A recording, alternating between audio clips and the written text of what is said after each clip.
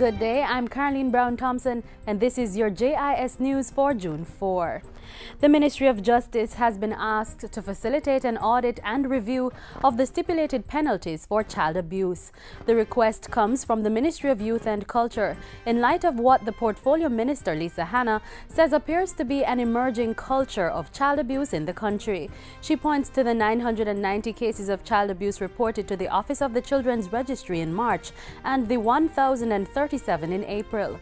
The Youth Minister says there needs to be serious convictions, among other sanctions for perpetrators of these crimes. We've met with the Ministry of Justice to ask them to go through some of the penalties for the legislation because we believe that an audit has to be done because while some are far-reaching, others are not, we believe, harsh enough. Water, Land, Environment and Climate Change Minister Robert Pickersgill says government remains unwavering in its commitment to get more Jamaicans titles to their lands. He says the administration is serious about the need for ordinary Jamaicans to attain security of tenure for their holdings. We know that this is one of the best ways to empower our people to improve themselves, build better communities and ultimately build a better nation.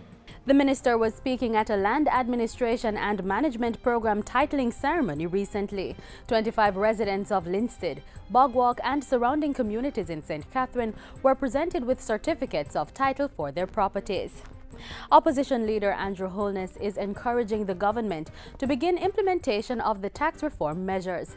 Mr. Holness, who was making his contribution to the 2012-2013 budget debate, said tax reform was necessary to increase compliance and broaden the tax base.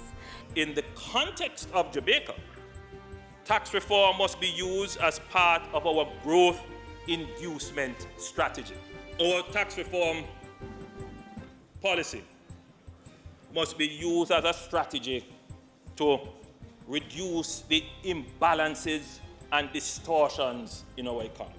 During his budget debate presentation, Finance Minister Dr. Peter Phillips said elements of the reform package would be incorporated in this year's budget and would be implemented over a 3-year period.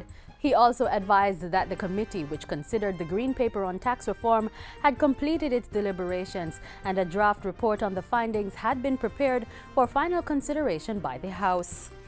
Acting Permanent Secretary in the Ministry of Education, Grace McLean, is assuring that this year's Grade 6 Achievement Test GSAT results will be ready on time.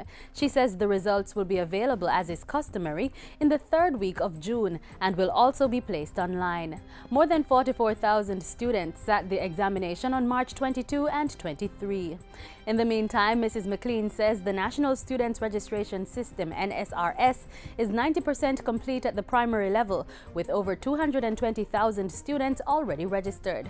48,000, meanwhile, have been registered at the secondary level. The National Students Registration System seeks to capture information on all students in the school system and place it on a single national database.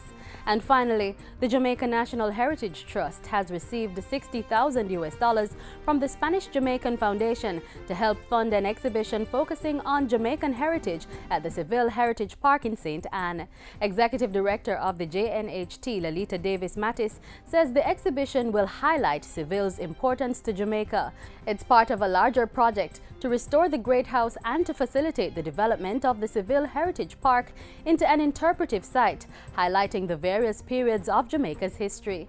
The restoration of the Great House and the installation of the exhibition should be completed by the end of the month.